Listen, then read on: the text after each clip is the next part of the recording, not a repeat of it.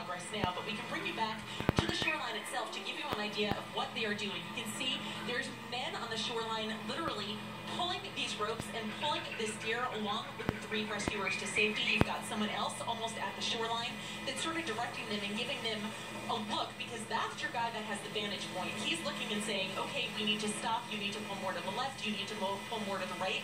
Right now they've stopped everything so that they could re-secure the deer onto the backboard. Now you can see the rescuer on the right-hand side. He is now laying face up on the ice, and they're still trying to figure out exactly how to get through this last patch of ice and water as they try and bring this deer to safety. And keep in mind as well that now this deer has been submerged in water. Now he is on the surface without the advantage of that dry suit. So you've got to think that that deer is absolutely freezing cold now as he is above the water, but again being supported by these rescuers. And again, we'll bring this shot out just a little bit closer to safety here. So what we're assuming is going to happen is they are going to have someone from Animal Safety, the SPCA, to try and help them out. Look at how close they are. They're really getting there, but this part is going to be difficult as well, because once this deer gets off the ice, I'm sure he is going to want to run away from these people unless the shock has set in and he's willing to let them help him further and get him warmed up before releasing him back into the wild or figuring out exactly how this deer wound up on the ice. So now you're there. We are at the very edge of the ice. You see the first rescuer coming up. He's now in a sitting position.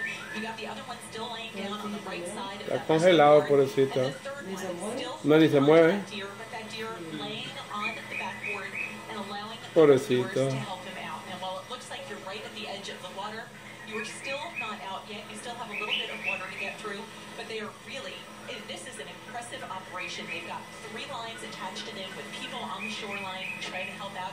At least a dozen rescuers here, probably more, probably closer to 2 dozen, trying to bring this deer to safety after it took a swim accidentally. I was going to say, Shannon, they have dedicated a lot of resources to save this deer, and obviously risking their own lives to go get that deer out in the middle of that semi-frozen lake. It is good to see that they were able to pull that deer to safety, but as people who have been following the media all day know that we've had another tragic deer story already today with the capture of a deer in Harlem that once it was in captivity, unfortunately suddenly died.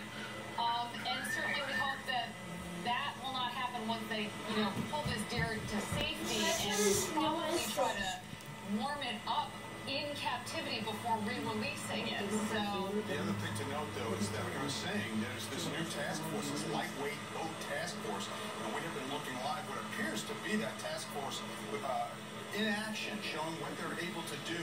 Should it be it an animal, be it a human being, be stranded like this. There was a big fanfare of the introduction of the boats, the equipment, the emergency accessory over the summer, and how they were going to apply it. And that a lot of money was put toward it, a special unit created. And by all accounts, although I have not officially confirmed that this is that unit, it appears to be that unit, because you can see they know what they're doing, and it's all new equipment. It's at work, in this case, trying to save a deer. Wow. All right, Shannon, we appreciate you taking us every step of the way of this. Está congelado el pobre. We're going to take a quick break from this and we're going to be right back.